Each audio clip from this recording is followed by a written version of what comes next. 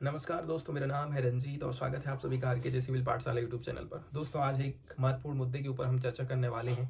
अभी ये जो मुद्दा है इंटरनेशनल लेवल पर ऑस्ट्रेलिया और कनाडा तक सीमित है, अमेरिका तक सीमित है, लेकिन इसकी जो आग है ना वो भारत तक आने वाली है, अन्य देशों तक ये फैलने वाला है। इसलिए भारत को भी थोड़ा सा सजग होकर के चलने की ज़रूरत है। अभी हाल फिलहाल में देखा जाए, गूगल क्रोम का आप जैसे ही पेज खोलते हैं उसमें अलग अलग वेबसाइट की न्यूज़ हमको दिखाई देना चालू हो जाता है। फेसबुक जैसे ही हम लोग खोल रहे हैं वहां पर अलग अलग न्यूज़ आना चालू हो गई है। यह आखिर कैसे संभव हो पा रहा है?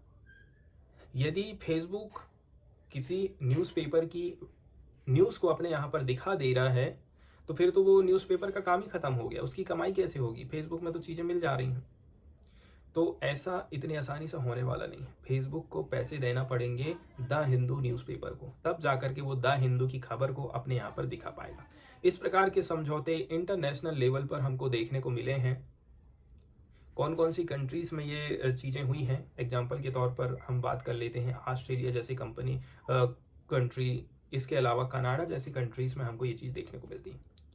अब गूगल ने तो बोल दिया है कि ठीक है, मैं द हिंदू न्यूज़पेपर को इतने पैसे दूंगा, 100 रुपये दूंगा, अब मैं उसकी खबर को दिखा सकता हूँ। लेकिन फेसबुक ने मना कर दिया है। फेसबुक ने कनाडा में न्यूज़ वाली चीज़ों को दिखाने से मना कर दिया है। मना करना ही पड़ेगा, या तो आप पैसे दो या तो फिर न्यूज़ दिखाना बंद कर दो। अब हाल फिलहाल में हम एक चर्चा करने वाले हैं कि हमारे जो एस जयशंकर हैं, विदेश मंत्री, ये जाते हैं विदेश के दौरे पर। इसकी न्यूज़ को, उनके इंटरव्यू को द गार्जियंस ने छापा है और उस न्यूज़ को कनाडा में प्रस्तुत नहीं किया गया है फेसबुक की तरफ से। अब हम ये सोच सकते हैं कि भारत और कनाडा के रिलेशनशिप अच्छे नहीं चल रहे हैं, इस कारण से भी हो सकता है कि फेसबुक ने उस न्यूज़ को नहीं दिखाया हो।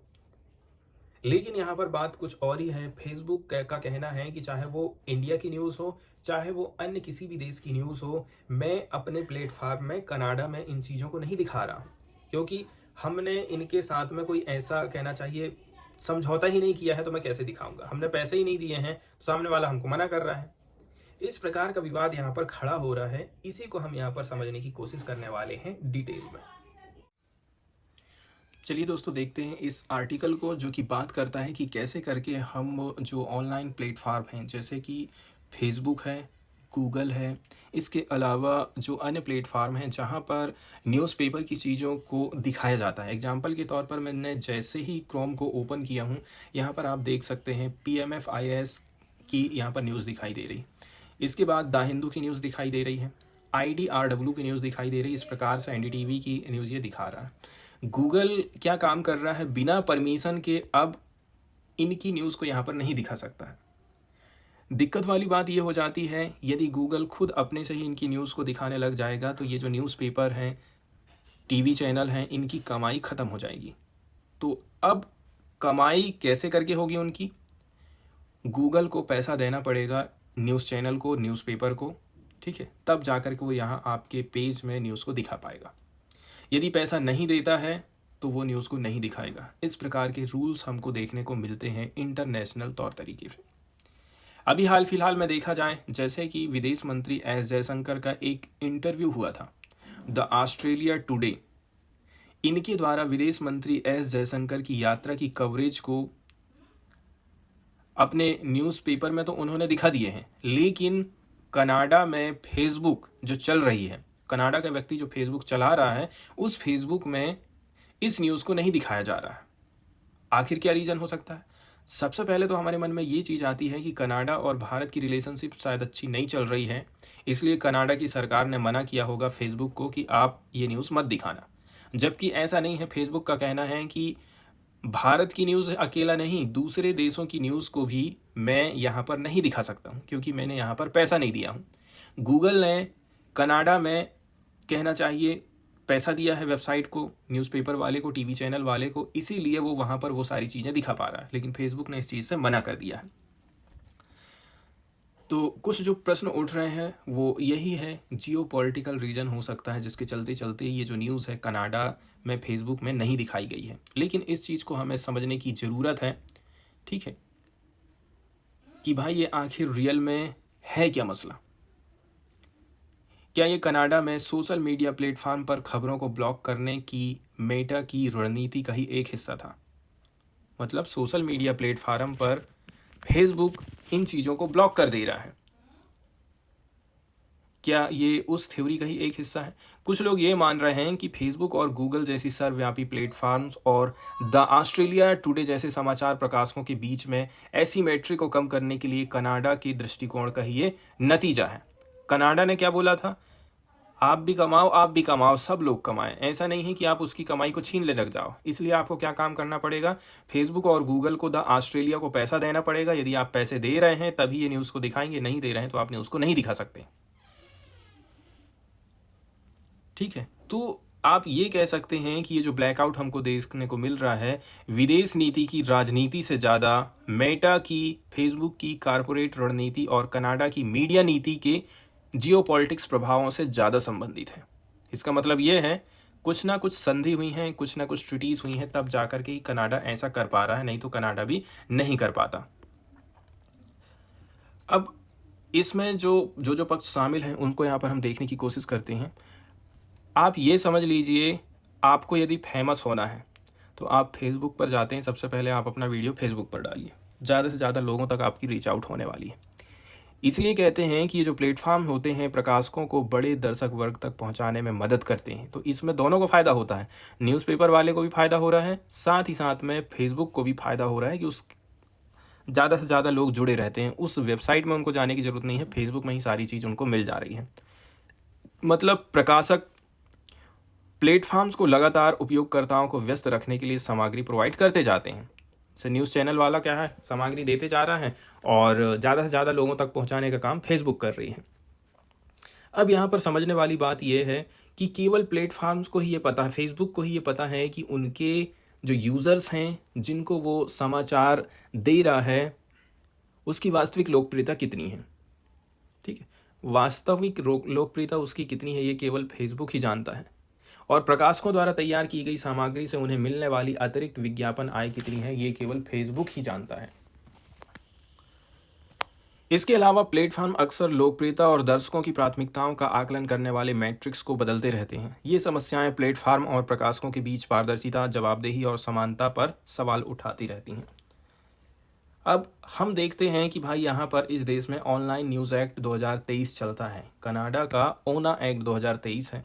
जून 2023 में कनाडा ने प्लेटफॉर्म को समाचार आउटलेट को उचित भुगतान करने के लिए एक सौदेबाजी का ढांचा तैयार किया था, एक कहना चाहिए स्वरूप तैयार किया था 2023 में, जिसमें बोला गया फेसबुक को, गूगल को, समाचार आउटलेट को, न्यूज़पेपर एजेंसी को, न्यूज़पेपर वेबसाइट को, टीवी चैनल को उचित भुगतान देना पड़ेगा, तब जाकर के आप उसकी सामग्री को अपने इसमें दिखा पाएंगे। इसी के परिणाम स्वरूप ऑनलाइन न्यूज़ एक्ट 2023 आया था, जिसका उद्देश्य है मेटा और अल्फ़ाबेट से प्रकाशकों की उचित आय की रक्षा करना। मतलब फेसबुक, इसके अलावा अन्य जो प्लेटफार्म हैं, ये लोग पब्लिशर्स की चीज़ों को यहाँ पर प्रकाशित कर रहे हैं और उनको पैसे नहीं दे रहे हैं, तो वो चीज़ दिलवाने का काम करना था इस कानून का काम। इसमें सरकार ने इस प्रकार के फेसबुक प्लेटफॉर्म को कानूनी रूप से एक समूह के प्रकाशकों के साथ व्यावसायिक समझौते करने के लिए बाध्य किया था। इसमें मीडिएटर का भी प्रावधान किया जाता है, जैसे कि हो सकता है कि कोई भी पक्ष सहमत नहीं हो रहा है तो एक मध्यस्थ की भागीदारी का प्रावधान इसमें किया गया है। इसके बाद मीडिएटर पैनल भी बनाया गया है। मतलब यदि या अभी भी कोई समझौता नहीं हो पाया है तो प्रत्येक पक्ष एक अंतिम प्रस्ताव प्रस्तुत करेगा और एक मध्यस्थता पैनल ये तय करेगा कि कौन सा प्रस्ताव बाध्यकारी रहेगा। कनाडा इस मामले में कदम उठाने वाला दूसरा देश है। इससे पहले 2021 में ऑस्ट्रेलिया ने बार्गेनिंग कोड प्रस्तुत किया था। कनाडा और ऑस्ट्रेलिया जैसे जो देश हैं इंटरनेशनल तौर पर जो नियम कानून लेकर के आए हैं, ये नियम कानून आज या कल हमारे देश में भी आने वाला है। तब जाकर के हो सकता है कि हमारे यहाँ के जो न्यूज़पेपर वाले हैं, टीवी चैनल वाले हैं, उनकी कुछ कमाई हो पाएगी। हालांकि देखा जाए विरोध तो बहुत हुआ था, लेकिन अंत में सबके साथ समझौता हो गया है। हालांकि स्थानीय समाचार वेबसाइटों की फाइनेंस स्थिति को लेकर के चिंताओं ने इस कानून को लागू करने के लिए प्रेरित किया था कि भाई ये लोग इतनी मेहनत कर रहे हैं, इनको कुछ पैसा ही नहीं है और उल्टी से इनकी चीज़ को फेसबुक दिखा दे रहा है तो और भी इनकी कमाई घट रही है। तभी जाकर तो ये कानून आया है। बार्गेनिंग कोड को समाचार व्यवसाय में बड़े दिग्गजों के हितों की रक्षा करने वाले एक तंत्र को वैधता प्रदान करने के लिए आलोचना का सामना करना पड़ गया था।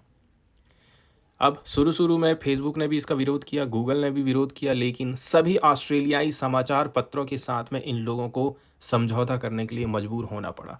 तो कानून की पावर आप देख सकते हैं दोस्तों क्या होता है। अब गूगल तो पैसा दे रहा है तो वो दिखा रहा है, फेसबुक ने पैसा नहीं दिया है तो वो नहीं दिखा रहा है, रीजन यही हो जाता है। कनाडा में गूगल ने ओना का अनुपालन करते हुए प्रकाशकों और पत्रकार संगठनों को पैसा देने पर सहमति व्यक्त कर दिया, लेकिन फेसबुक ने ऐसा नहीं किया था। तो आप देखेंगे कि अगस्त 2023 से उसने कनाडा में अपने प्लेटफार्म मतलब फेसबुक और इंस्टाग्राम पर समाचार को दिखाना बंद कर दिया है। हालांकि पत्रकारों के वेब पेज दोनों प्लेटफार्म पर अभी भी अवेलेबल हैं। इसका मतलब ये है, फेसबुक में आपको उसका वेब पेज दिखाई दे रहा, क्लिक करोगे तो सीधे उसकी वेबसाइट में आप चले जाते हैं। अब दिक्कत वाली बात ये हो जाती है कि ये जो खबर है जो दिखाई नहीं गई थी, जैसे कि एस जयशंकर का जो इंटरव्यू है कनाडा में ब्लॉक कर दिया गया है, यहाँ पर क्वेश्चन खड़ा होता ही है, ठीक है।